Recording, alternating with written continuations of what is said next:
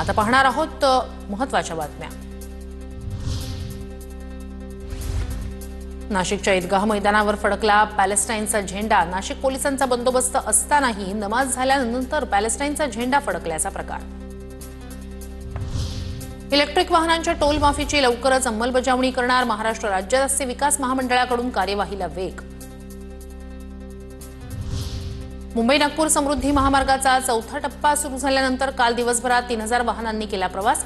इगतपुरी ते आमणे हा चौथा टप्पा वाहतुकीसाठी खुला झाला। समृद्धीवरून डिसेंबर 2022 ते 1 जून 2025 पर्यंत 2 कोटी वाहनांचा प्रवास। वाहनांच्या माध्यमातून पथकराच्या रूपाने महाराष्ट्र राज्य रस्ते विकास महामंडळाच्या तिजोरीत 1530 कोटी रुपयांची भर। सोलापूर विमानतळावरून गोव्यासाठी विमानसेवा 9 जून पासून सुरू होणार। मुख्यमंत्री देवेंद्र फडणवीस यांच्या उपस्थितीत होणार शुभारंभ। केंद्रीय विमान वाहतूक राज्यमंत्री मुरलीधर मोहोळ यांच्यासह स्थानिक आमदार खासदार राहणार उपस्थित। छत्रपती संभाजीनगर शहरातील 47 धोकादायक इमारतींपैकी 29 रहिवाशांना नोटिसा। जुन्या शहरात सर्वाधिक धोकादायक वाडे। पावसाळ्यात कोणतीही दुर्घटना घडू नये यासाठी प्रशासनाची खबरदारी। पूर्व नागपूरच्या पाणी पुरवठ्यावर परिणाम। कन्हान नदीतील पाण्याची पातळी खालावल्याने कन्हान जलशुद्धीकरण केंद्रातून होणाऱ्या पाणी पुरवठ्यावर तात्पुरता परिणाम। 27 जून पासून श्री विठ्ठल रुक्मिणी मातेचं 24 तास दर्शन सुरू होणार। ऑनलाईन आणि व्हीआयपी दर्शन असणार बंद। आषाढी यात्रेच्या पार्श्वभूमीवर मंदिर समितीचा महत्त्वपूर्ण निर्णय।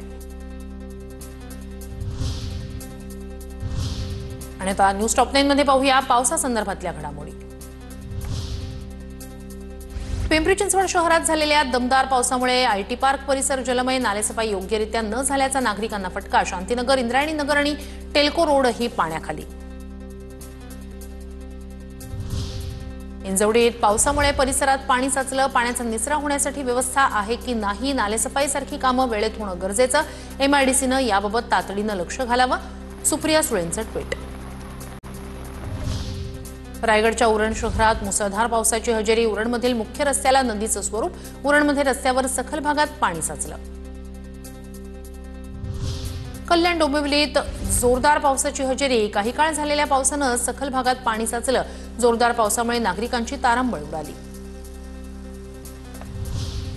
दापोलीच्या हरणे समुद्र किनाऱ्यावर डंपर चालकाचा अतिरेक अंगलट। भरतीच्या वेळी माती भरून समुद्रातून मार्ग काढताना गाडी थेट खडकावर आदळली। Video viral.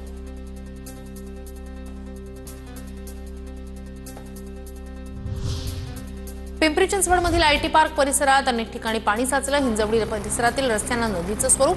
दुचाकी आणि चारचाकी गाड्या पाण्याखाली। 8 दिवसांच्या विश्रांतीनंतर इगतपुरीत पावसाचं जोरदार पुनरागमन। अचानक आलेल्या पावसानं वातावरणात गारवा। संभाव्य पूरस्थितीच्या पार्श्वभूमीवर सांगलीच्या जिल्हाधिकाऱ्यांकडून आपत्ती यंत्रणेचा आढावा। जिल्हाधिकाऱ्यांकडून बोटीच्या सहाय्यानं कृष्णा नदीची पाहणी। चिपळूण कराड मार्गावरील कुंभारली घाटात संरक्षक भिंत कोसळली। संरक्षक भिंत कोसळल्यानं रस्ता खचण्याचा धोका वाढला। रस्ता खचल्यानं घाटातील वाहतूक बंद होण्याची शक्यता। तात्काळ उपाययोजना करण्याची नागरिकांची मागणी।